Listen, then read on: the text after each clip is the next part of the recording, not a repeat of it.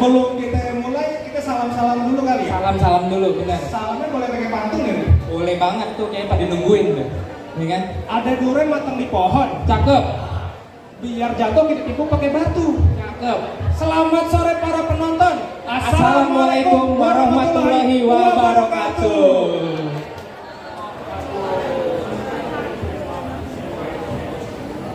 Ini masih pada ini, belum pada ngumpul romannya. Gak apa-apa deh bang, gas aja dulu ya. Gas aja dulu ya. Gas aja dulu. Oke, siap. Di sini ada yang suka bikin komik nggak? Ada yang suka bikin komik teman-teman di sini? Yang sana mah udah pasti orang jualan juga. Nah ini yang di sini.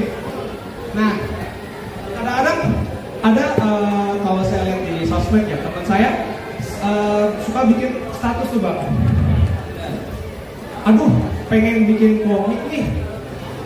Yang lagi rame komik apa ya? Tuh, suka begitu. Kadang-kadang ini ya. Wah, yang lagi rame komik romance tuh bang. Diikutin langsung gitu. Diikutin bikin romance. Masalahnya adalah ketika ada orang tidak terbiasa membuat suatu genre, terus tiba-tiba dia bikin. Nah. Kira-kira orang bisa tertarik nggak kira-kira?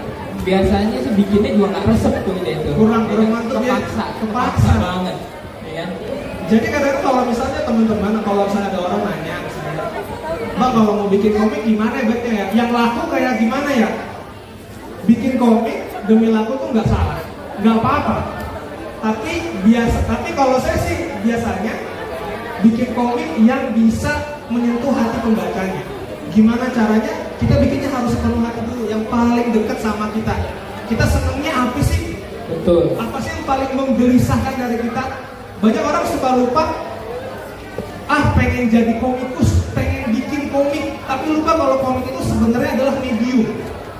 Komik adalah medium seni, tempat kita mencurahkan apa sih yang kita gelisahkan. Kita tuh pengen cerita lewat komik, tapi lupa, orang tuh lupa kalau, wah mau jadi komikus, pengen bikin komik, habis komik kita mau alih wahana ke yang lain gitu. Padahal sebenarnya semua bentuk seni itu, medium seni itu sama aja. Yang paling penting adalah apa yang diceritakan. Entah itu komik, film, musik juga termasuk, puisi juga termasuk, dan lain. Mungkin abang boleh sharing-sharing bang, kalau abang sendiri selama ini berkesenian gimana sih bang? Benar.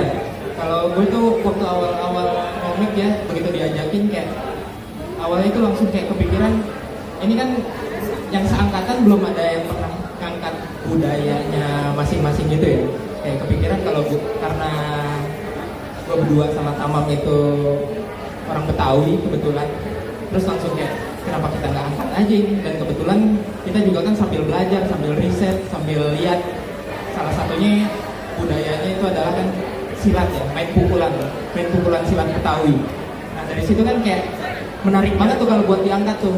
Dan gue juga suka action kan, langsung kayak dari situ kepikiran kalau misalnya ada main pukulan dan genrenya action itu kan mantep banget tuh. Makanya langsung tuh bikin komik Jawara Sejati yang dirilis sama Koloni Gramedia, ya kan? Kayak gimana itu bang ceritanya bang? Nah kalau komik Jawara Sejati itu seperti yang udah Bang Raga omongin, itu memperkenalkan budaya main pukulan, pencak silat Betawi, atau bisa dibilang martial arts-nya asli orang sini ya. Benar banget. Kasih lihat dikit boleh kagak ya? Wah, kasih lihat kali dikit nih. Ya Ada kan? yang mau lihat kagak nih? Ada yang mau lihat kan nih? Bang Oke. Mama mau lihat? Pegangin ya, pegangin. Boleh. Pegangan apa pegangin? Aman. Yoi.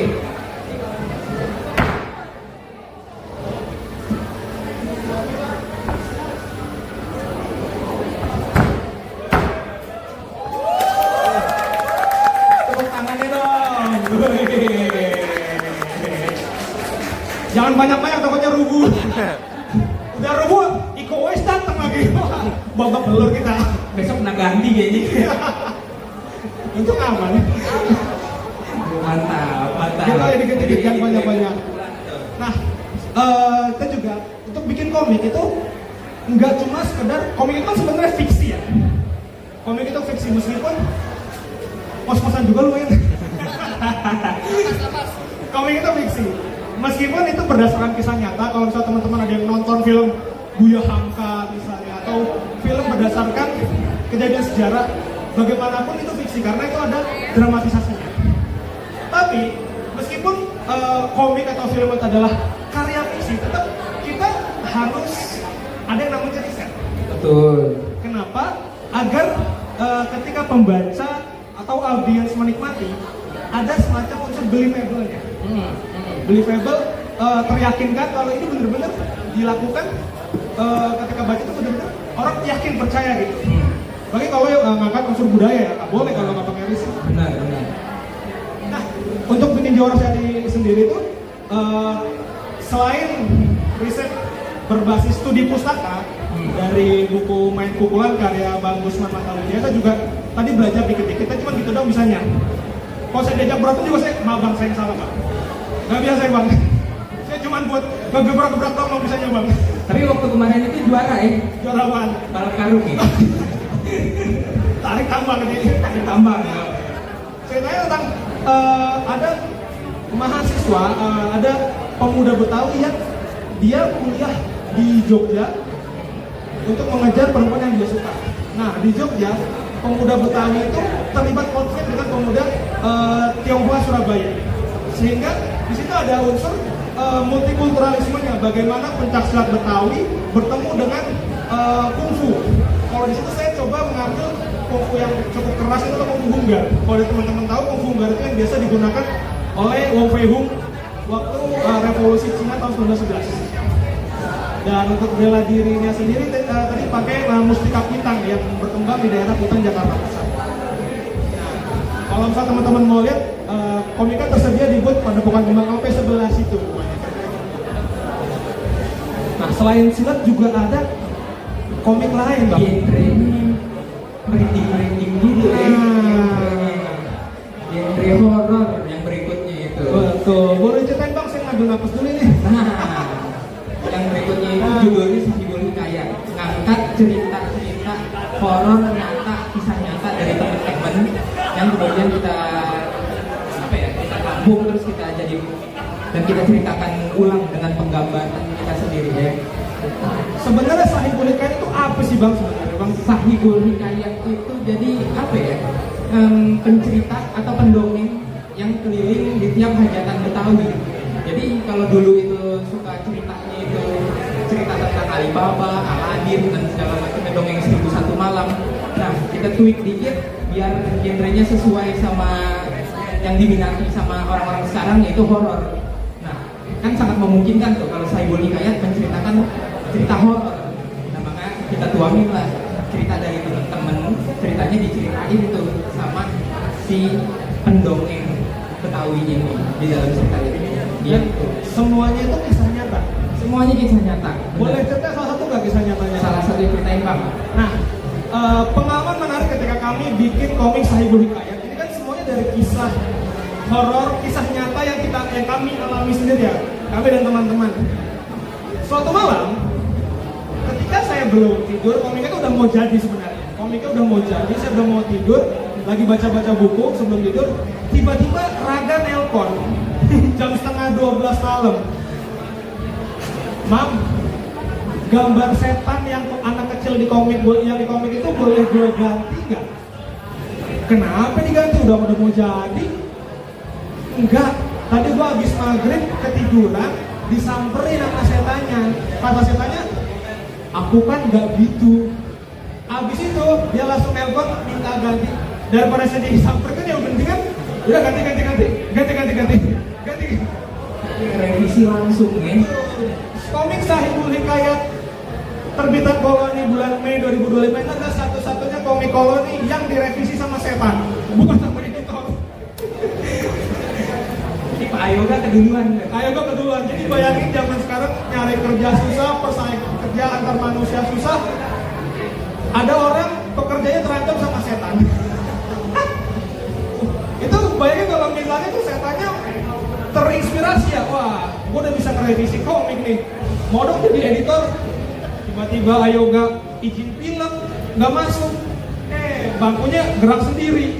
Waduh, supervisor kan bingung ya, Ayoga kamu bukannya pilek, kok di meja kamu ada yang ngetik. Aduh, serem banget. Ya udah dah, editornya setan aja lah, dia mah nggak bakal tulak. Kira-kira kayak itu, itu jadi emang apa ya, bisa dibilang keunikannya lah. Cuman nggak tahu nih, kita berikut bikin komik horor lagi nggak nih? Aduh, katanya sih laku keras katanya. Gitu ya. Ya alhamdulillah. Asal editornya tetap ayo mah nggak apa-apa lah. Kalau editornya orang mah paling di WA doang. Kalau editornya setan kan tiba-tiba nyamperin repot ya. Komik apa nih nggak ada establishing shotnya? Wah, setan tanpa establishing shot. Aduh, bahaya bener. Kok ada dan horor di halaman anjing, halaman kita pengen itu. Serem kalau editornya manusia paling WA doang. Apa lagi nih Bang? Terus abis lebih kaya kita tuh langsung lanjut Sayuti. Betul, kita bikin komik historical action judulnya Sayuti Cowboy Betawi. Nah, kan orang-orang ketika lihat komik Sayuti Cowboy Betawi ini komik apaan? Kayaknya komedi ya kedengarannya ya. Komik masa cowboy? Benyamin kali cowboy sih. Dikira komik Benyamin. Padahal kalau orang umumnya ketika mendengar kata Betawi, apalagi pendekar-pendekar, pasti yang terbesit di kepalanya adalah golok sama pencak silat. Padahal kalau kita baca beberapa naskah akademis, salah satunya adalah disertasi Ibu Margaret Mantil, sudah diterjemahkan oleh komunitas Bambu. Itu kalau misalnya teman-teman tertarik bisa beli langsung di Gramedia Jalma, ada bukunya. Yang beliau Ibu Margaret Mantil itu meneliti tentang penyelundupan senjata api di Batavia dan sekitarnya serta perbanditan pada akhir abad 19. Jadi di masa itu senjata api itu tidak hanya dimiliki oleh polisi atau tentara kolonial Belanda aja, termasuk para bandit seperti pitung, entong gendut dan lain-lain itu juga punya senjata api. Karena itu kan tidak mungkin kalau pada masa itu ya ada bukan koboi peternakan ya, bukan. Tapi koboi itu frasa yang tepat adalah gunslinger atau jago tembak. Jadi itulah, dan itu kan berima ya, dari rimanya ya, Sayuti Cowboy Betawi. Itulah kenapa kita bikin judul Sayuti Cowboy Betawi, dimana kita mau memperkenalkan kepada teman-teman, kepada halayak, kalau di masa itu kan kalau komik zaman dulu kan kayak komik-komik si Jampang dan semacamnya, yang namanya komik pendekar tuh pasti Betawi lawan Belanda, jagonya Betawi, musuhnya pasti Belanda. Padahal hal yang terjadi tidak seperti demikian. Batavia itu sejak akhir abad 15 adalah melting pot di mana semua orang dari segala macam suku bangsa ada di Batavia.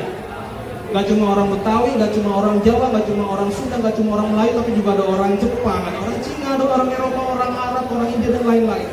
Ngumpul tuh ya istilahnya. Ngumpul semua. Benar. Dan di situ ada undang-undang kolonial Belanda yang menyatakan bahwa pada masa itu orang-orang kaya boleh membeli sejumlah bidang besar tanah untuk dikuasai, di mana tanah itu boleh dieksploitasi sumber daya alam maupun manusianya. Kalau teman-teman pernah dengar istilah tuan tanah, kalau nonton film-film Pitung, film-film Jampang, film-film jagoan Betawi zaman dulu, tuan tanah itu adalah orang kaya yang menguasai sejumlah bidang tanah itu. Kalau di Palmerah, Kebayoran, Depok itu tuan tanahnya orang Eropa. Di Tangerang, Jakarta Barat itu tuan tanahnya orang Cina. Di Pekojan dan sekitarnya itu orang Arab dan lain-lain. Dan tuan tanah itu, dan undang-undang kolonial Belanda saat itu membolehkan tuan tanah untuk mengeksploitasi, menarik pajak dan semacamnya kepada tuan tanah. Dan tuan tanah menggunakan sejumlah pendekar, mandor, centeng, itu untuk menarik pajak seenaknya ke warga yang tinggal di wilayah yang dia kuasai. Sehingga muncullah jagoan-jagoan yang menolong penduduk itu, yang dituduh oleh pemerintah kolonial Belanda sebagai pemberontak. Jadi di komik Sayuti itu secara legal formal, secara undang-undang dia melanggar undang-undang kolonial Belanda. Meskipun yang dia lakukan adalah menolong penduduk. Lawannya Sayuti, Kapitan Nicholas, orang Eropa, dia secara tugas dia tidak jahat, Dia hanya melaksanakan tugasnya sebagai seorang polisi untuk menangkap pelanggar undang-undang. Jadi yang salah siapa? Kami percaya ketika hukum atau undang-undang dibuat tidak mendasarkan kemanusiaan, maka yang terjadi adalah chaos dan konflik seperti yang ada di komik saya. Dan mudah-mudahan tidak terjadi seperti itu di zaman sekarang ya. Nah, udah gak kejadian, udah gak kejadian, udah gak kejadian. Katanya sih gitu. Kayaknya sih gitu ya. Nah ini seriusnya nih ngomongin soal riset pembuatan cerita. Kalau gambarnya sendiri gimana bang? Kalau riset gambar itu langsung riset dari majalah angkasa tuh waktu itu tentang senjata-senjata.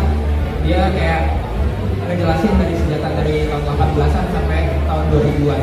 Nah kebetulan di situ ada salah satu senjata yang benar-benar diselundupin ke Indonesia gitu dari apa ya? Dari perang saudara Amerika tiba-tiba diselundupkan di sini secara banyak gitu dan massal, yaitu salah satunya adalah Colt revolver Peacemaker sama Remington tahun 1875.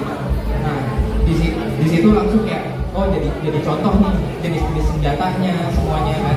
Terus sama kalau setting-settingnya itu ngambil dari komik-komik yang udah terdahulu tuh bang, ya kan, kayak Jampang dari Pak Ganes TH, terus salah satunya ada Rosetta dari Pak Mansur Daman. Itu juga jadi referensi yang bagus buat apa ya, memahami latar setting zaman Batavia zaman dulu lah gitu. Nah, gitu. Sama jangan lupa untuk latar setting juga ngambil dari buku kumpulan foto Batavia Walabad 20 karyanya Scott Mariles. Nah benar, Nah, itu juga tuh. Di buku itu ada banyak foto-foto kayak hotel Batavia gitu-gitu ya. Ya, Dulu Hotel Desindes, Glodok zaman dulu tuh kayak gimana pinggiran hutan sekitar Tangerang gitu-gitu ada tuh di situ semuanya. Terus film kuburan tanah cepek ya. Ya, Ada. termasuk juga salah satu setting penting di komik Sayuti Cowboy Betawi yang memuat pertarungan terakhir antara Sayuti dengan Kapten Nicholas adalah pemakaman Tanah Cepek. Di mana pemakaman Tanah Cepek di Tangerang itu adalah salah satu wilayah yang cukup bersejarah ya, benar. Yang menjadi bukti bahwa orang-orang Cina sudah ada di Nusantara ratusan tahun jauh sebelum Indonesia merdeka. Benar. Sehingga kita ini sebenarnya berbagai macam suku bangsa ada di Nusantara, ada di Indonesia. Ini memang udah hidup selaras, harmonis sejak ratusan tahun. Berdampingan. Begitu. Jadi kalau ada yang provokator, berarti dia nggak baca sejarah, kurang baca sejarah. Atau emang brengsek aja. Buzzer. Gimana lagi? Kira-kira kayak gitu. Kenapa? Wah, ternyata keenakan cerita. Dan tinggal 5 menit. Perlu ada Q&A atau ngobrol aja langsung ya? Nggak usah kali ya, apa? Gimana nih Pak? Q&A. Oh, Q&A, perlu ada Q&A. Oh siap. Ada yang mau bertanya silakan. Abang yang depan. Wah ini kalengan ini, kabel nih. Kagak ada ininya nih, kagak ada ininya ya. Mana mic? Oh, aduh. Sorry. Gak apa-apa. Silakan bertanya Pak. Ya, perkenalkan saya Rajiv. Ini kebetulan dari Kauri Nusantara. Ini mungkin nggak berbicara langsung soal komik ya. Kita mau bicara soal orang Betawi. Ini kan orang Betawi ini udah tersebar. Jadi kalau kita bilang orang Betawi nggak cuma di Jakarta nih. Tadi kan kayak abang bilang juga ada yang di Tangerang, ada yang di Depok, ada yang di Bekasi. Nah, ini kalau abang sendiri kalau melihat ada nggak kayak perbedaan orang Betawi yang masih di Jakarta sama kayak yang di daerah-daerah pinggiran nih kayak Tangerang, Bekasi gitu. Kira-kira ada perbedaannya nggak? Terus sama mungkin perbedaan zaman dulu sama zaman sekarang ya. Kayak zaman dulu kan mungkin kayak jawara-jawara gitu. Karena saya suka mikir kayak jawara gitu tuh sebenarnya zaman sekarang masih ada bakal kecil. Itu aja kali Bang. Terima kasih. Orang Betawi bagaimana perbedaan-perbedaannya? Kalau kita merujuk sama beberapa buku, misalnya kayak bukunya Pak Abdul Khair ya, orang Betawi itu dulu sebelum penggusuran terjadi sangat masif, orang Betawi itu bisa dibagi menjadi 3. Ada orang Betawi Tengah, Betawi Kota ya, daerah Kemayoran, Kayak gitu. Nah, itu biasanya dekat sama budaya Arab juga ya, dekat sama budaya Arab. Kalau misalnya pernah datang ke Tanah Abang itu senangnya samrah. Kalau yang itu yang masih di wilayah Batavia ya. Kalau udah agak-agak minggir nih, Rawabelong, Kebayoran, itu Betawi pinggir. Betawi pinggir. Itu udah apa? Senangnya dekat sama Cina. Sama orang Cina, meskipun juga ada unsur-unsur budaya Islamnya juga ada, kayak Marawis, Fikri dan semacamnya. Udah agak keluar tuh Betawi orang tuh. Kalau ngomong tuh mulutnya tuh mesti ngapa gitu. Ngomong apa? Nah, Itu udah mulai bangsa aneh juga tuh. Kita gitu. Nah, cuman karena sekarang ibaratnya udah mencar-mencar ya. Penggusuran itu udah dimulai pas zamannya Bung Karno. Waktu mau bikin kompleks Senayan, itu digusur udah mulai pindah tuh kemana terus. Jadi kalau sekarang kalau dipetakan berdasarkan budaya mungkin udah agak susah ya, udah agak susah.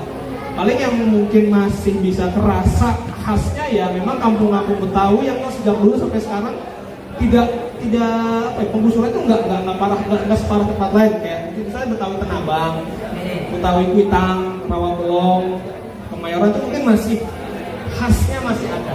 Nah, kalau Jawara nih. Nah, ini saya merujuk pada bukunya Bang Gusman Attawijaya. Kalau ada perbedaan antara Jawara dengan jagoan. Kalau jagoan itu adalah orang yang jago, di jago pencaksilat, jago main pukulan lah. Jago skillnya jago. Main pukulannya. Mau dia baik, mau dia jahat, dia jagoan. Bisa silat lah ya. Yang penting dia silat, dia bisa jadi centeng, jadi apa. Tapi kalau Jawara dia menggunakan kemampuannya untuk kebaikan.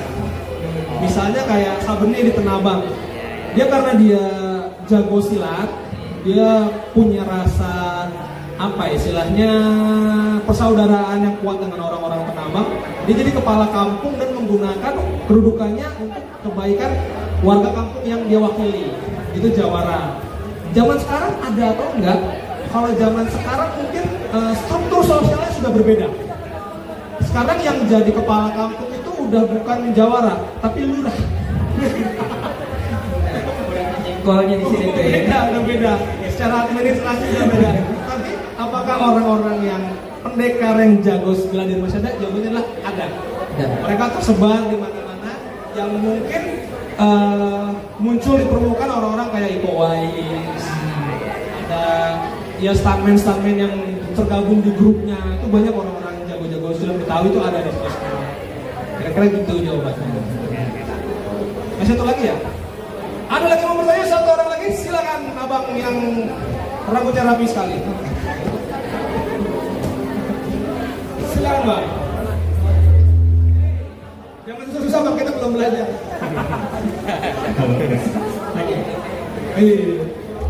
Halo Kak, kenalin nama saya Jo. Mungkin saya ingin bertanya, saya pernah melihat Kakak tuh sering banget ngegarap komik-komik project kayak gitu. Itu kan konsisten banget tuh.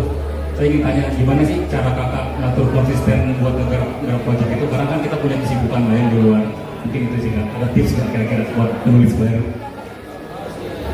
Penulis aja atau ilustrator juga nih? Ilustrator juga. Oh, ya. Tulis dulu ya. Pertama, yang pasti perlu ada motivasinya ya. Untuk bisa berkarya perlu ada motivasinya. Misalnya kalau berkarya untuk pekerjaan misalnya, motivasinya jelas kita butuh makan, kita butuh duit buat bayar kontrakan, buat bayar listrik sehari-hari. Itulah motivasi. Kalau misalnya bekerja, saya juga kebetulan writer juga ya di company. Itu motivasi saya bekerja di company itu. Tapi kan ketika kita menulis, karena ini untuk tuntutan company, ada sisi seniman yang belum tersalurkan. Ini sisi profesional nih, sisi penulis profesional. Tapi sisi senimannya, sisi idealisnya itu belum terpuaskan lah.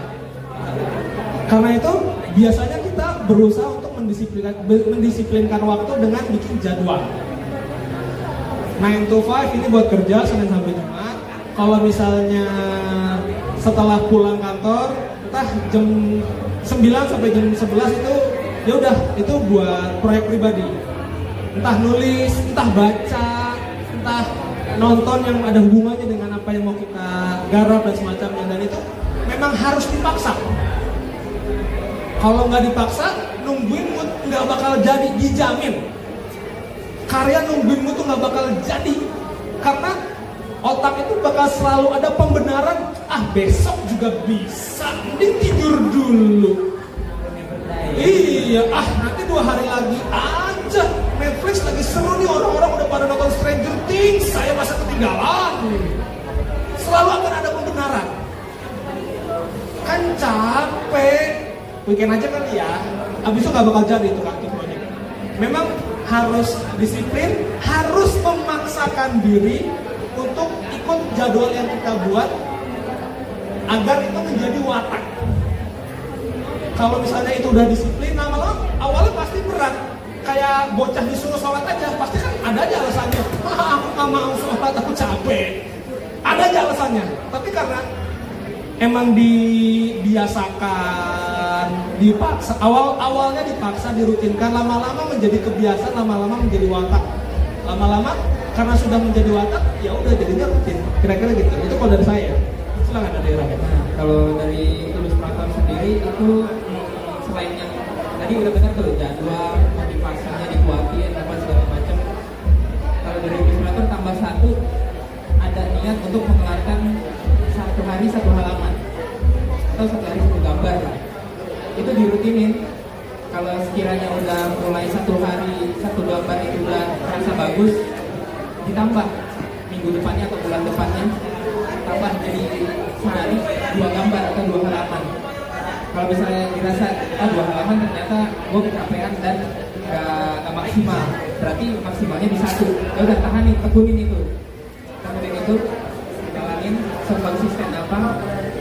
Kalau makin lama makin konsisten, lama-lama bisa ditambah baru gitu sih.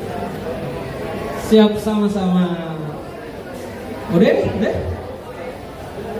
belum nih? Udah ya? Oke. Nih nutupnya boleh pantun lagi nggak nih? Pantun lagi ya? Pantun lagi. Banyak bener bang pantunnya. Ya kita mah namanya stok ya, dikeluarin aja semuanya. Keluarin bang. Iya. Perut lapar membeli nasi. Gajah jatuh ke sanduk batu. Sekian dan terima kasih. Assalamualaikum warahmatullahi wabarakatuh.